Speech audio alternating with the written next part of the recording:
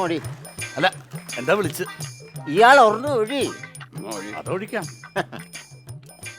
കള്ളുമുട്ടായി നിന്ന് കുറഞ്ഞ സാധനം വാങ്ങി നിന്നിട്ട് നീ വേണം ഓർമ്മ അടിച്ചു. നീ അത് വലിച്ചു നീ ഓർമ്മടി. നീയൊന്നും വിളിക്കല്ല. നീ മിണ്ടരുത്. നിനക്ക് വോയിസ് ഇല്ല ഇവിടെ പറയാൻ. നീ ഒരിട്ടടിച്ച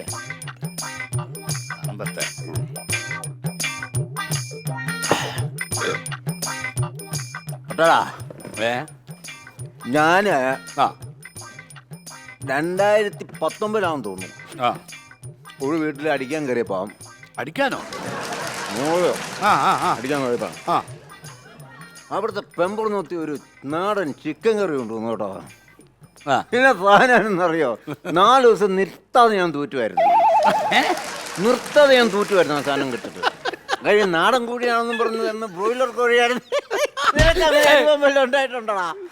ഉണ്ടോ? എനക്ക് ഉണ്ടായിട്ടുണ്ടോ? എടാ പോടാന്ന് വിളിക്കില്ല സാർ, ഫീൽ ചെയ്യും. അതുകൊണ്ട് കള്ളു കുടിച്ചു കഴിഞ്ഞാൽ എല്ലാവരും സമക്കാരാണ്. അതിൻ്റെ അകത്ത് സീനിയോറിറ്റി താഴോട്ടി അകോർത്തിയേ ഇല്ല. അപ്പൊ നമുക്ക് എന്നാ പിന്നെ നമുക്ക് ഓർമ്മ അടിച്ചിട്ട് ചുമ്മാ ഒരു ചെറിയ പാട്ടങ്ങ് പാടാം. പാട്ടൊക്കെ പാടാം. നമ്മള് മറ്റേ നമ്മുടെ മാലയുടെ കാര്യം അത് വേറെ കിടക്കട്ടെ. ആദ്യം ഇത് സാധനം തീർക്കുക. ഉത്തരവാദിത്തമായിരിക്കണം. അത് കഴിക്കാം. മാലയപ്പോ എടുത്തായിരുന്നില്ലേ നമ്മള് അല്ലേ? സത്യം പറഞ്ഞാ അങ്ങോട്ട് പറയാമല്ലോ, ഞാൻ അളവി അതെടുത്ത് ഞാനെടുത്ത് ഞാൻ നിങ്ങളുടെ മുമ്പിൽ വട്ടം കളിക്കുകയാണ്.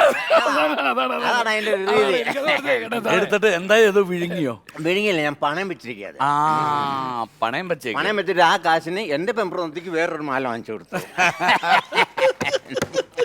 അത് ഞാൻ ആദ്യം പറഞ്ഞില്ലേ ഉള്ളു. നീ ചോദിച്ചപ്പോഴും ഞാനെന്താ പറയാ, സത്യം പറഞ്ഞ